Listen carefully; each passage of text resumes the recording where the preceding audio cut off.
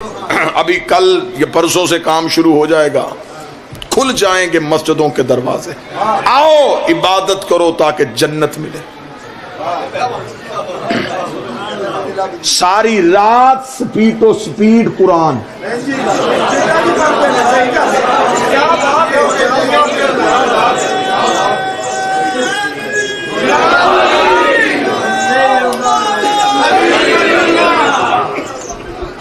حافظوں کی مارکیٹ کل تیز ہو جائے گی۔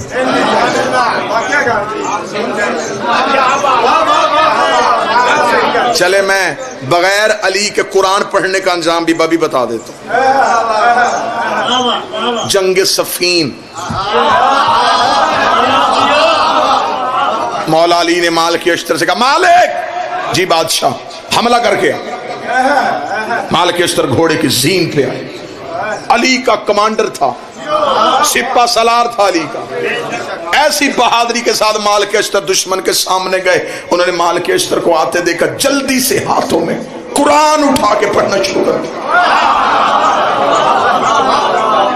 اب نظر مالک اشتر پہ اور تیز تیز قرآن، بالکل مالک اشتر سر پہ پہنچے، انہیں قرآن پڑھتے دیکھا، مالک نے گھوڑا پیچھے کیا، علی نے مالک اشتر کو واپس آتے ہوئے دیکھا، دو علموں کے درمیان کھڑا ہو کے گفتگو کر رہا ہوں، علی نے مالک اشتر کو واپس پلٹتے ہوئے دیکھا، علی کی واضح مالک حملہ کیوں نہیں کر کے آئے؟ مالک اشتر کی واضح مولا کرنے تو حملہ گیا تھا، وہ قرآن پڑھ رہے تھے، میں واپس آ گیا، یہ تلاوت سے فارغ ہوتے ہیں تو میں حملہ کر دیتا ہوں۔ علی بجلی کسی تیزی سے گھوڑے کی سین پہ آئے، علی نے ذوالفقار کو ہوا میں نکالا، مالک اشتر کی واضح مولا آپ کہاں جا رہے ہیں؟ فرمایا ان پہ حملہ کرنے کے لیے۔ اس کا مولا قرآن پڑھے ہیں، فرمایا قسم ہے اس خدا کی جس کے قبضۂ قدرت میں علی کی ولایت ہے، قرآن ان کے حلقوں میں اٹکا ہوا ہے، قرآن ان کی گردنوں میں پھنسا ہوا ہے۔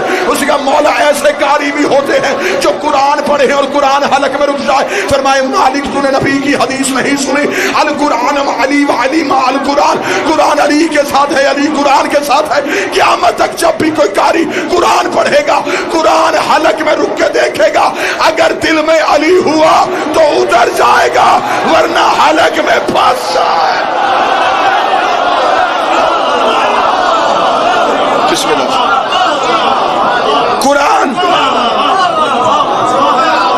قرآن دل میں اترتا ہے اگر علی ہو، علی نہیں تو قرآن یہاں رک جائے گا، پھنس جاتا ہے قرآن۔ اب میں ایک بات کرنے لگا، یوں ہوا کے جھونکے کی طرح گزرنے لگا۔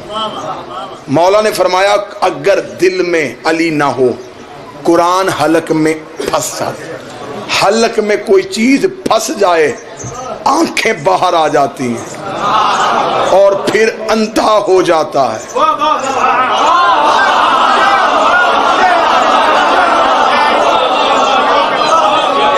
ہمارے ملک میں ایک ایسا سسٹم بھی ہے کہ بندہ نہ بھی حافظ ہو اور ہو نبینا، بندے کہتے حافظ جی رستہ دے، کنفرم ہو گیا کہ جو نبینا ہو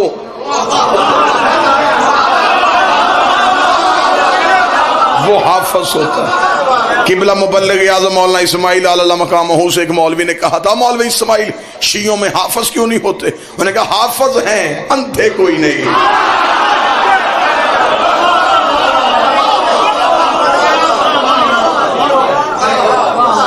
اب یہ بھی میں بتا دیتا ہوں کہ آنکھوں کی نور کیوں چلا جاتا ہے؟ قرآن تو روشنی دیتا ہے، قرآن کہتا ہے میں تو سیاہیاں صاف کرتا ہوں۔ تو پھر بندے پڑھیں اور یاد کریں قرآن اور آنکھوں میں نور ہی نہ ہو۔ میرے چھٹے بادشاہ کے پاس ایک بندہ آیا تھا، اللہم صلی اللہ محمد، مولا امام صادق کے پاس۔ اس کا مولا میں نے قرآن یاد کر لیا۔ امام نے کہا بہت اچھا کیا، لیکن جب بھی پڑھنا دیکھ کے پڑھنا۔ میں فلسفہ بتانے لگا، اس کا مولا میں نے یاد کر لیا ہے، فرمایا اچھی بات ہے لیکن جب بھی پڑھنا دیکھ کے پڑھنا۔ اس کا مولا جب میں نے یاد کر لیا ہے تو مجھے دیکھنے کی ضرورت کیا ہے؟ امام نے کہا قرآن صرف پڑھنا عبادت نہیں، آیتوں کو دیکھنا بھی عبادت ہے۔ اس کا مولا بغیر دیکھے پڑھوں گا تو کیا ہوگا؟ فرمایا خدا آنکھوں کا نور چھین لے گا۔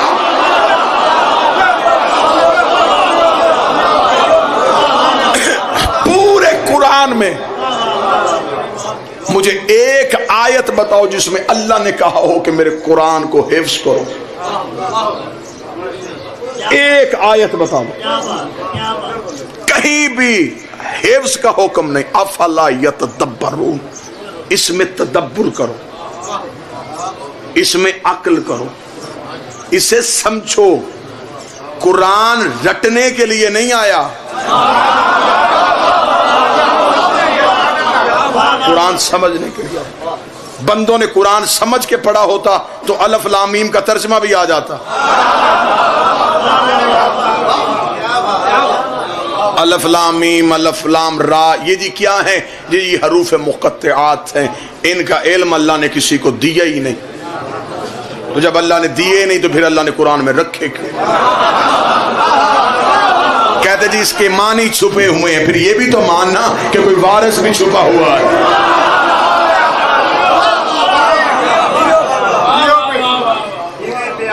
ایک شخص نے کوفے میں آ کے میرے مولا علی سے سوال کیا. اس نے کہا یا علی، قرآن کا دعویٰ ہے کہ قرآن میں ہر چیز کا ذکر موجود ہے. مولا نے فرمایا بے شک یہ دعویٰ قرآن کا ہے. اس کا مولا ہر چیز کا ذکر ہے. مولا نے فرمایا ہر چیز کا ذکر ہے. مسکرا کے کہنے لگا مولا نبی کل کتنے ہیں؟ مولا علی نے فرمایا کم و بیش 1,24,000. اس کا نام قرآن میں کہیں نہیں. 29 نبیوں کے نام ہے قرآن میں، باقی نام قرآن میں نہیں. یا تو نام دکھائیں یا پھر یہ نہ کہیں کہ قرآن میں ہر چیز کا ذکر ہے. کتنا اچھا ہوا کہ یہ سوال علی سے ہو گیا.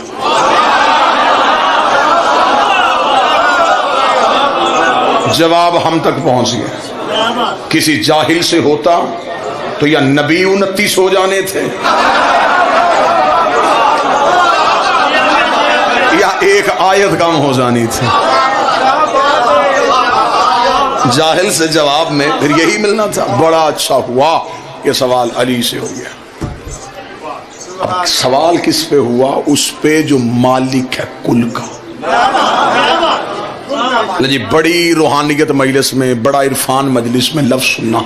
جب یہ سوال ہوا نا مولا سے کہ مولا 29 نبیوں کے علاوہ نام کوئی نہیں ہے، علی مسکرائے. سرکار دعا فرمائے. مسجد کے باہر ایک نیم کا درخت تھا. نیم کے درخت میں جو پھل لگا ہوتا ہے کامران جی اسے کہتے ہیں نبولی. علی نے اس صحابی سے کہا وہ نبولی توڑ کے لا. وہ سجدے کرو، امام کیسا ہے. اس نے کہا کہ نبیوں کے نام قرآن میں نہیں. علی نے فرمایا نبولی توڑ کے لا. اس نے نبولی توڑی، علی کے ہاتھ پہ رکھی. مولا نے فرمایا اس کے اندر تیرے سوال کا جواب ہے. زمیندار طبقہ بیٹھا، تم بھی نہیں بولو گے تو کون بولے گا؟ اس کے اندر ہے تیرے سوال کا جواب. اس نے کہا میں نے کہا تھا کہ نبیوں کے نام قرآن میں نہیں، آپ مجھے نبولی دکھا رہے ہیں. اللہ نے فرمایا اب میں تجھ پہ سوال کرتا ہوں، یہ کیا ہے؟ اس نے کہا نبولی. مولا نے فرمایا اگر اسے زمین میں دفن کر دو اس سے کیا نکلے گا؟ اس نے کہا نیم کا درخت. مولا نے فرمایا اس کے اندر ٹہنیاں بھی ہوں گی، پتے بھی ہوں گے، شاخیں بھی ہوں گی، مولا ہوں گی. فرمایا اس کے اندر پورا درخت ہے، دکھا.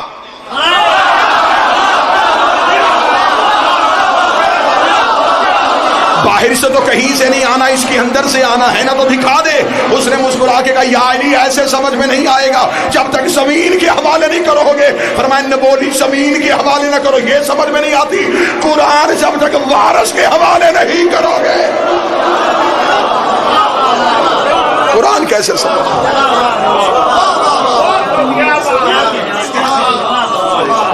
قرآن کے اندر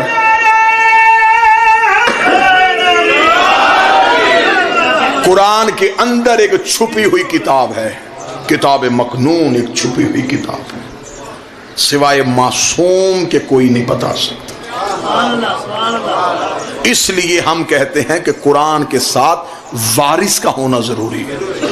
جو بندے نے دعویٰ کیا تھا نا کہ حسبنا کتاب اللہ، بس قرآن کافی ہے. اگر صرف قرآن کافی ہوتا تو عدالتوں میں صرف قانون کی کتابیں ہوتی، جج نہ ہوتے۔ کتاب ہے صاحبان حکمت کے لیے، ہم اسی طرح پڑھتے ہیں پر اس پہ غور و فکر نہیں کرتے۔ کس حدیث میں، کس روایت میں ہے کہ بھائی رمضان کا مہینہ ہے 10 ختمے دو قرآن کے؟ کہاں لکھا ہوا ہے؟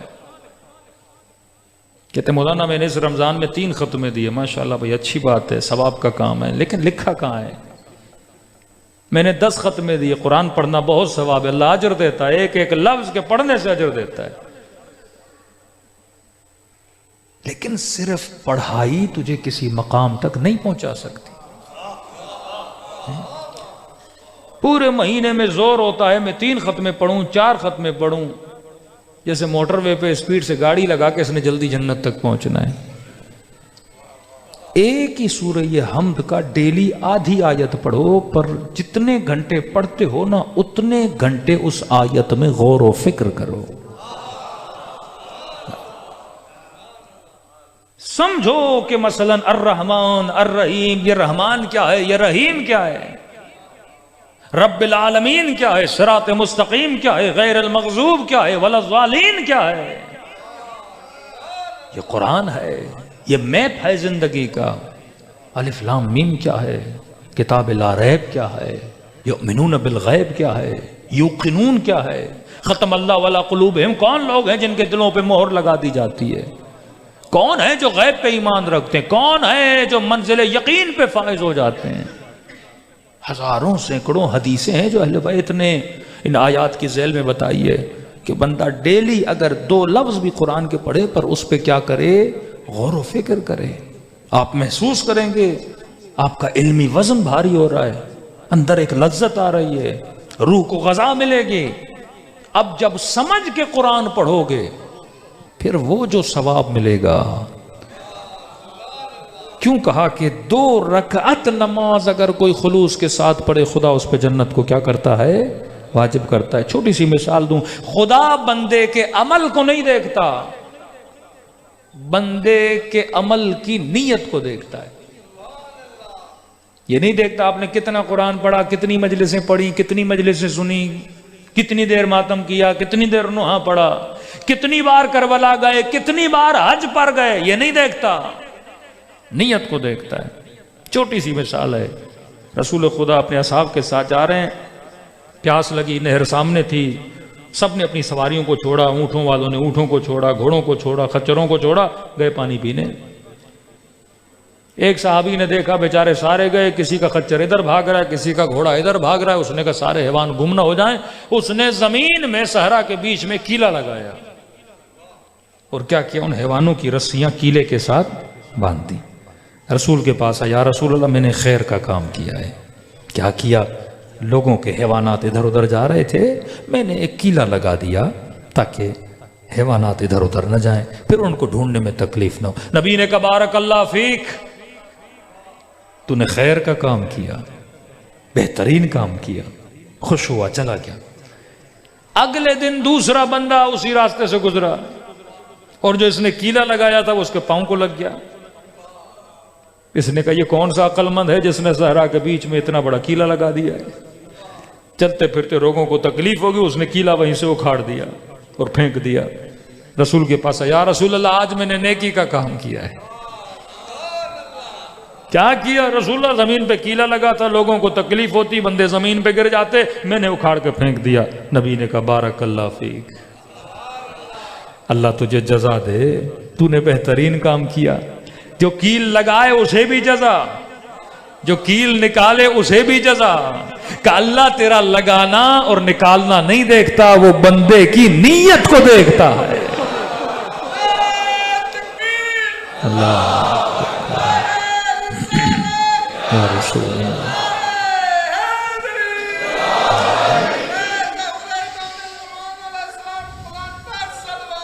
اللہم صلی علی محمد۔ دین کی حکمت کو سمجھو، صاحب عقل۔ 2 چیزیں یاد رکھیے، تیسری چیز میں کل بتاؤں گا۔ ایک، خدا عمل کو نہیں دیکھتا، کیا دیکھتا ہے؟ بندے کی نیت کو۔ دوسرا معصوم فرماتے ہیں خدا جزا نیت کی بنیاد پہ دیتا ہے، عمل کی بنیاد پہ نہیں۔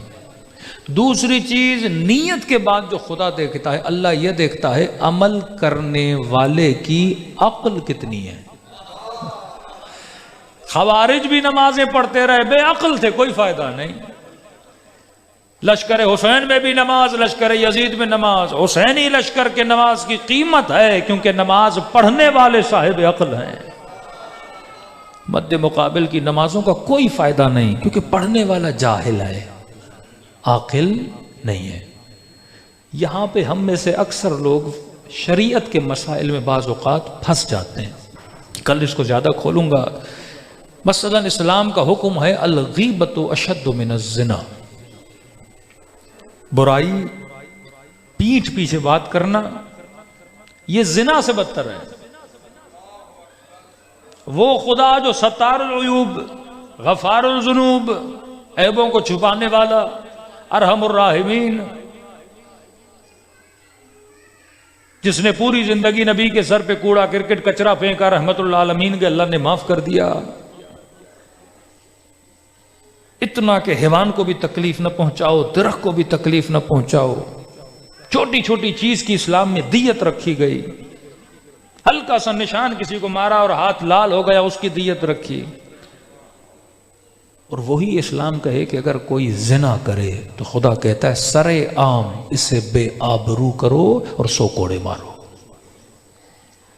ایک طرف اتنی نرمی، ایک طرف اتنی سختی۔ کہ اللہ غیور ہے، غیرت مند ہے، اس کی غیرت کو اگر کوئی للکارتا ہے سزا بہت سخت ہوتی ہے۔ انہو فاحشتن، یہ فحشا ہے، یہ اسم عظیم ہے، یہ گناہ عظیم ہے، نہ کرو۔ اس سے شدت میں خدا نے گناہ زنا کے لیے قرآن میں گفتگو کی۔ اب یہ کہے کہ الغیبت اشد من الزنا، غیبت اس زنا سے بھی بدتر عمل ہے۔ کسی نے مولا سے کہا مولا یہ اتنا بدتر کیوں ہے؟ امام نے فرمایا جس نے زنا کی اس نے گناہ کر کے کوئی مزہ تو لیا، لیکن غیبت ایک ایسا گناہ ہے جس میں مزہ ہی نہیں ہے پر بندہ پھر بھی کرتا ہے۔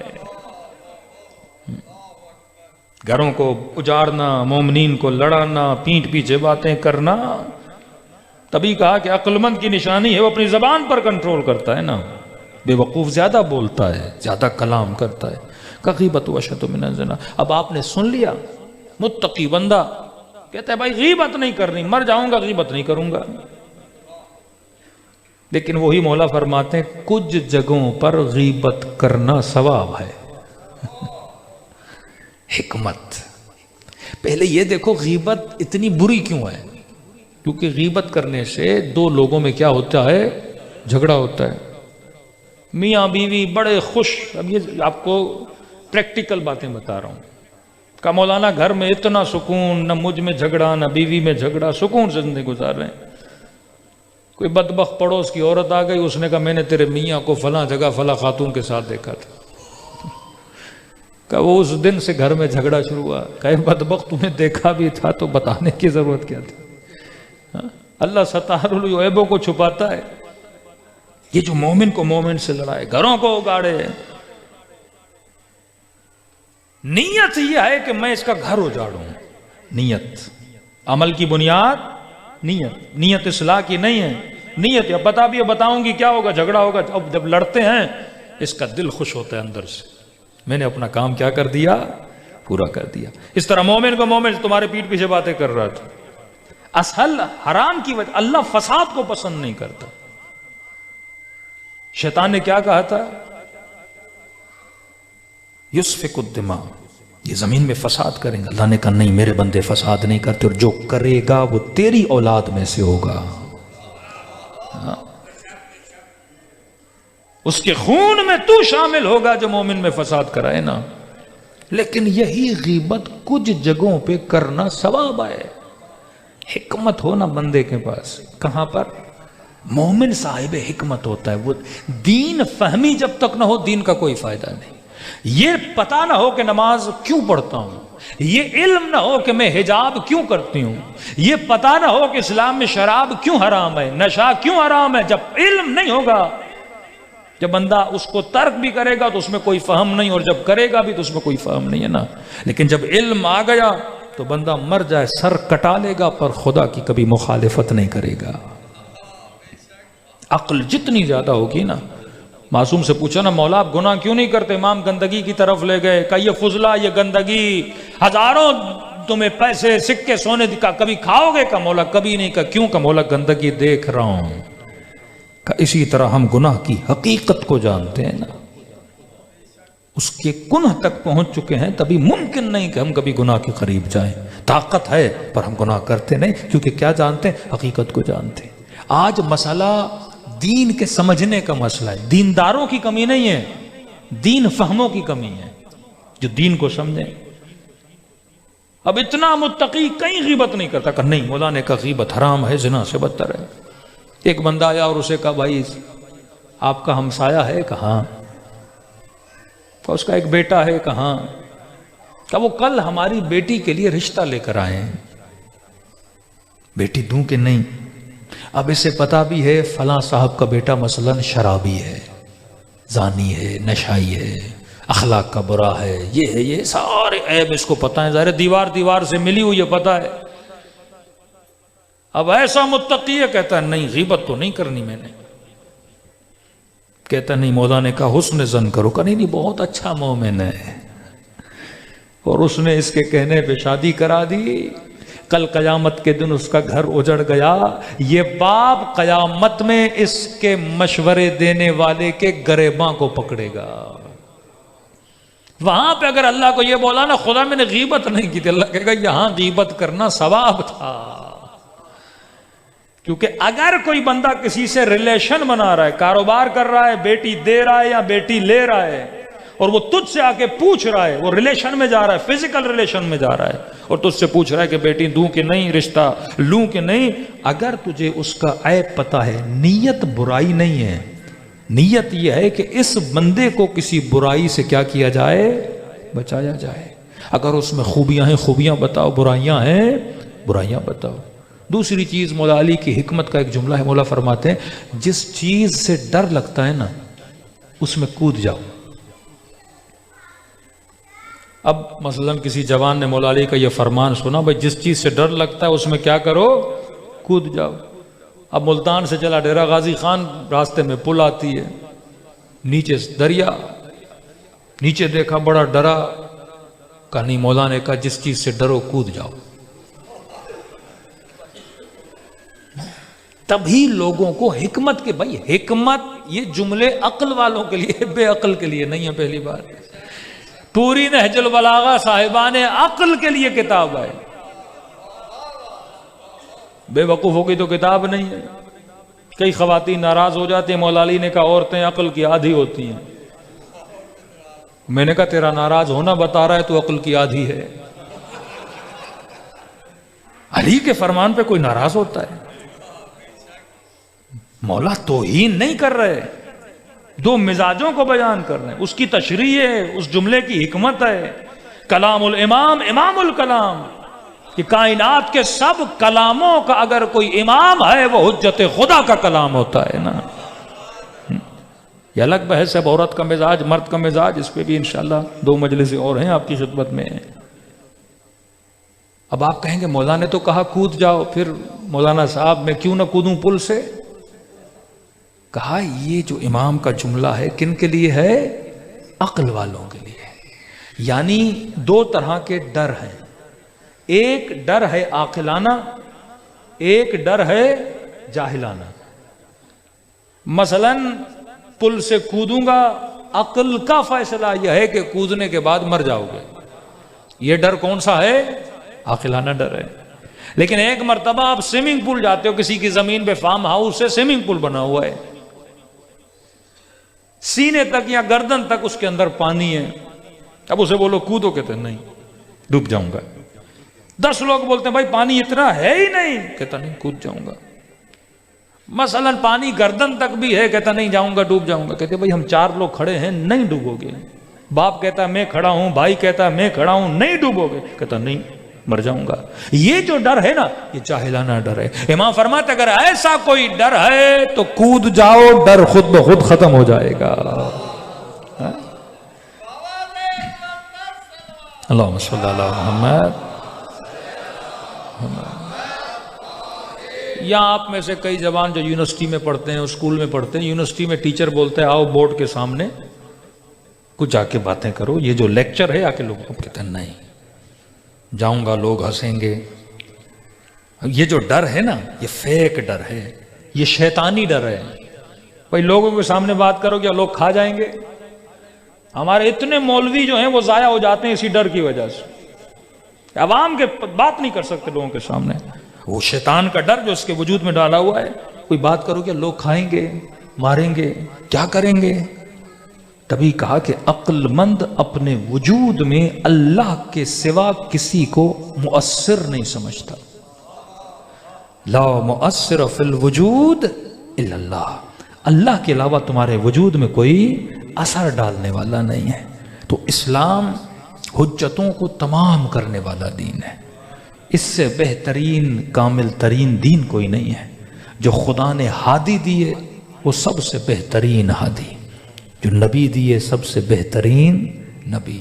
واقعاً اس دور میں آپ کو اللہ کا شکر ادا کرنا چاہیے کہ خدا نے آپ کو 12 کا ماننے والا بنایا ہے۔ ہاں، ان فتنوں کے دور میں، یعنی دلیلیں، قرآن، آیتیں، عقل سب کچھ ہونے کے باوجود بندے علی کو چھوڑ کے جا رہے ہیں۔ کربلا کا واقعہ پڑھنے کے بعد یزید کے دفاع میں آوازیں دے، اس سے بڑا کوئی بے وقوف ہوگا؟ یہ خوش نصیبی ہے کہ اللہ نے آپ کے نطفوں کو، آپ کے وجود کو، آپ کے خون میں محبت اہل بیت کو ڈالا ہوا ہے۔ ہاں، یہ تینت جو اللہ نے آپ کی بنائی ہے نا، یہ تینت بڑی پاک ہے۔ ہر دل میں خدا آل رسول کی محبت کو نہیں ڈالتا۔